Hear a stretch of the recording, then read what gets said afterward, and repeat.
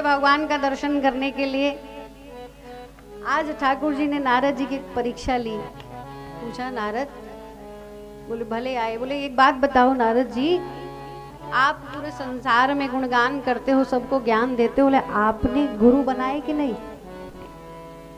आपके भी गुरु हैं कि नहीं? नारद जी ने, अब नारद जी देखे, ठाकुर जी को देख रहे थे। नारद जी ने कहा महाराज, अरे बोले महाराज मैंने तो, आप ही मेरे गुरु हैं, आप ही ने हमें बड़ा आशीर्वाद दिया है, ये सब आप ही की तो कृपा है। तो देखो नारद जी जिनकी अवाक गति है, जो साक्षात भगवान से जिनका कनेक्शन है, उस कभी भी भगवान के धाम में कभी भी जा सकते, कभी भी भगवान से मिल सकते। लेकिन ऐसे भी फिर भी ठाकुर जी ने कहा नारद नहीं नहीं, ऐसे काम नहीं चलेगा, जाओ, अभी तक तुमने गुरु नहीं बनाए, पहले गुरु बनाओ तभी मेरे पास आना। अब मैं तुम्हें तभी मिलूंगा जब तुम गुरु बना लो। नारद जी ने कहा अच्छा महाराज, अब सोचने लगे क्या करें, जो सारे संसार को ज्ञान बांटे वो कैसे गुरु बनाए। बोले कि नहीं नहीं जाओ, भगवान की आज्ञा हुई। तो नारद जी ने सोचा ठीक है चलो चलते। अब चलने लगे तो सोचा, हाँ बोले महाराज अब आप ही बता दो फिर किसे बनाए। हाँ इतना ना भगवान ने बता दिया। ठाकुर जी बोले ठीक है ऐसा करो, अब इतना है तो जाओ धरती पर, बोले जो सबसे पहले मिल जाए उसी को गुरु। नारद जी चले, अब भगवान की आज्ञा थी, भगवान ने कहा गुरु बनाकर आना तभी मेरे पास आना, नहीं तो मैं तुमसे नहीं मिलूंगा। अब नारद जी चले, धरती पर जैसे ही आए तो देखा सामने इधर उधर एक दीन गरीब छोटा सा किसान अपनी खेत में खेती कर रहा है। किसान पर दृष्टि पड़ी, बोले जो सबसे पहले दिखाई दे।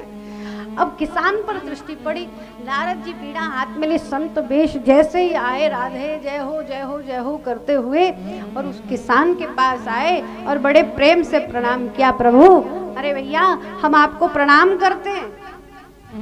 वो खेत में हल जोत रहा था और देखा, सुना अनसुना कर दिया, अपना काम कर रहा था। अरे भैया हम आपको प्रणाम कर रहे हैं, आप ही को प्रणाम कर रहे हैं। किसान ने देखा, हाँ बताइए क्या काम है। बोले ऐसा है, आप हमारे गुरु बन जाओ। अब किसान को देखा और कहा कोई किसी को मिले और कहे हमारा गुरु बन जाओ। किसान ने सोचा नहीं नहीं हमें कोई गुरु नहीं बनना, हम नहीं जानते ये क्या होता है, गुरु क्या होता है। नारद जी ने कहा भैया भगवान की आज्ञा हुई है, आप हमारे गुरु बन जाइए। अब मना रहे हैं। उस किसान ने बहुत जब कहा, बहुत समझाया, कहा प्रभु आपको ही हमारा गुरु बनना है। तो कहा ठीक है, अब इतना ही पीछे पड़े हैं तो ठीक है गुरु बन गए। बोले क्या? बोले हमें कुछ आता जाता नहीं, बस तुमने कहा ठीक है। ठीक है भगवान की आज्ञा थी। नारद जी ने सोचा चलो जैसे भी फॉर्मेलिटी पूरी हो जाए, गुरु बन गए। घूमते घूमते फिर भगवान के धाम में पहुंचे। भगवान के लोक में जैसे ही नारद जी को देखा, ठाकुर जी ने पूछा आओ नारद। बड़े प्रसन्न हो, बोले महाराज बस जैसे आपकी आज्ञा हुई थी। बोले हमने कहा था कुछ किया? बोले जी महाराज कर लिया। क्या किया? गुरु बनाए? बोले हाँ महाराज बना लिए। ठाकुर जी ने कहा अच्छा गुरु बना लिए, बहुत अच्छी बात, गुरु बनाए। नारद जी ने कहा महाराज हाँ हाँ बना लिए गुरुदेव, जैसी आपकी आज्ञा हुई थी प्रभु गुरु बना लिए। पर अब कहते कहते नारद ने जैसे ही पर कहा, ठाकुर जी की दृष्टि नारद जी पर पड़ी। नारद जी के मुख से एक शब्द निकल गया। क्या शब्द निकला? नारद जी ने कहा महाराज जैसी आपकी आज्ञा हुई थी मैं गुरु तो बनाया आया हूँ। आपने कहा जिसकी प्रथम दृष्टि जिस पर पड़ जाए उसी को गुरु बना लेना। सोच रहे थे तो कहा प्रभु गुरु तो बना लिए, पर थोड़े ऐसे ही, थोड़े ऐसे ही नहीं, कुछ अपशब्द नहीं बोला, कोई बात नहीं कही, लेकिन एक छोटा सा भाव जो कहते हैं ना हमारा किसके प्रति कैसा सम्मान है, दृष्टि से पता चल जाता है। जब कोई प्रेमी जन मिले तो हृदय के अपने मुख के हाव भाव से प्रसन्नता का, आनंद का अनुमान लग जाता है। कितनी खुशी है, कितनी प्रसन्नता है। गुरु के लिए कोई अपशब्द नहीं कहा था, लेकिन भाव थोड़ा कि थोड़े ऐसे ही है। कैसे है? ऐसे जैसे ही भगवान ने सुना, नारद बोले महाराज गुरु तो बनाया है पर थोड़े ऐसे हैं। ठाकुर जी ने कहा ऐसे कैसे? भगवान को क्रोध आ, मेरे सामने गुरु की निंदा। आजकल लोग गुरु भी बड़ा सोच समझ करके चुन चुन करके बढ़िया बढ़िया गुरु हो भैया, 5 स्टार हैं। कैसे गुरु हो? गुरुओं को भी नहीं, बड़ी बात है, सच्ची बात है। छोटे मोटे गुरु तो कोई, ऐसे वैसे गुरु तो गुरु भी ऐसे ऐसे होने लगे क्या? गुरु तो गुरु होते हैं। गुरु कौन? जो आपको भगवान से मिला। तुलसी बाबा ने एक नहीं, दो नहीं, हजारों बार गुरु रूप में भगवान की वंदना करते करते थकते नहीं है। थोड़े ऐसे ही है क्या मतलब? बोले नहीं नहीं नारद, ये तो तुमने बहुत बड़ा अपराध कर दिया। भगवान ने क्रोध में भर कर कह दिया, जाओ 84 लाख योनियों में भटक करके अब तुम भटकोगे, जाओ, अब तुम्हें भटकना पड़ेगा। जैसे ही नारद जी ने सुना, बोले अरे प्रभु नहीं नहीं नहीं, समझ गए कोई अपराध हो गया गुरु का।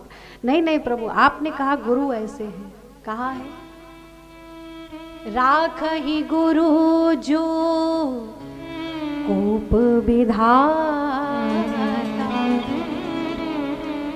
गुरु विरोध नहीं को जगत्रा। यदि परमात्मा रूठ जाए, भगवान रूठ जाए तो कदाचित गुरु धारण, गुरु बचा सकते हैं, रक्षा कर सकते हैं। लेकिन यदि गुरु रूठ जाए तो संसार में कोई भी बचाने वाला, ईश्वर में भी इतना सामर्थ्य नहीं। तो बोले कि यदि गुरु रूठ जाए तो कौन रक्षा करे? बोले फिर गुरु की ही शरण में आइए, उन्हीं की कृपा से, उन्हीं की छत्र छाया में आपका अपराध दूर होगा। तो यहाँ तो गुरु का अपराध किया नारद जी ने, भगवान रूठ गए। भगवान ने कहा जाओ 84 लाख योनियों में भटकोगे। बोले क्या करूं महाराज, कैसे रक्षा होगी? जाओ अभी अपने उन्हीं गुरु की शरण में जाओ। नारद जी को कुछ सूझा नहीं, पुनः लौट करके आए और वही वो किसान के पास आए। अब देखिए नारद जी जैसे ज्ञानी महात्मा,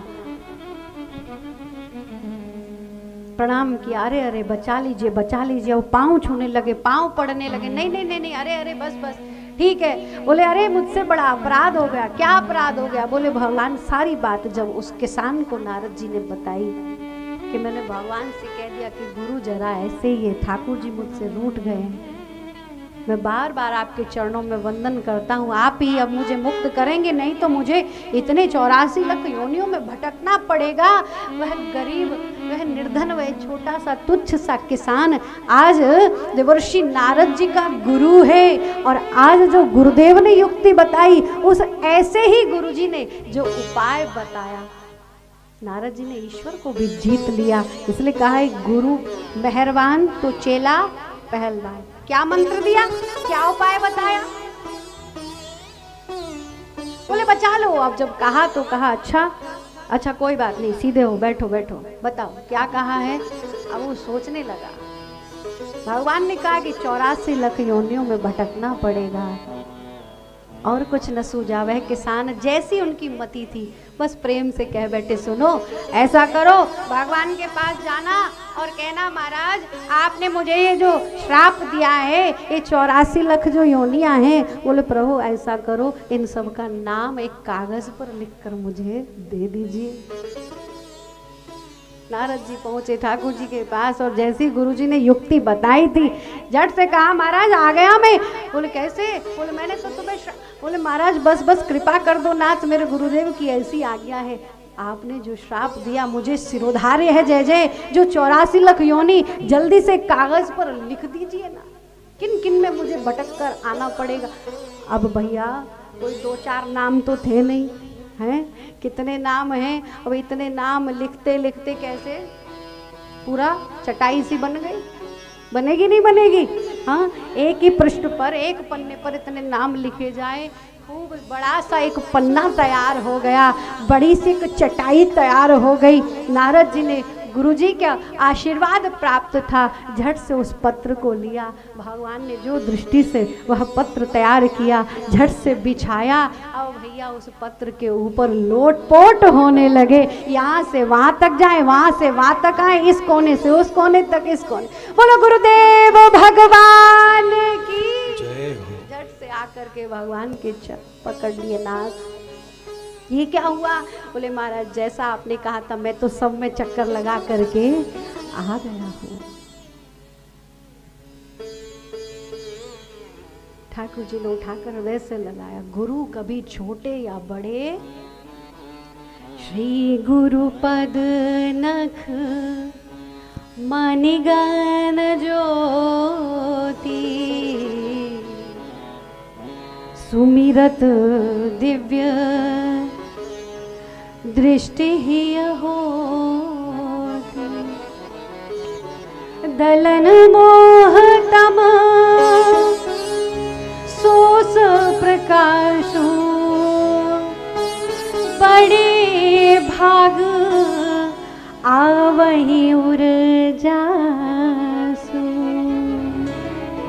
श्री गुरुदेव के चरण अंगुष्ठ के नख की इतनी दिव्य ज्योति है, करोड़ों मणियों के समान दीप्यमान दिव्य ज्ञान का प्रकाश है।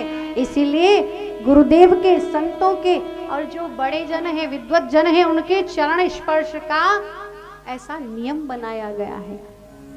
केवल ऐसे ही नहीं, दिव्य दिव्य चरणारविंद में जीवन का सारा सार, सारी तपस्या, सारा तप, सारा तेज रहता है, तो वह कुछ अंश हमें भी प्राप्त हो। ऐसे श्री गुरुदेव के चरणों का प्रभाव जिसके हृदय में यह प्रकाश आ जाता है, उसकी दिव्य दृष्टि हो जाती है, उसका जीवन मंगलमय हो जाता है। ऐसी दिव्य गुरुदेव भगवान की महिमा कही है।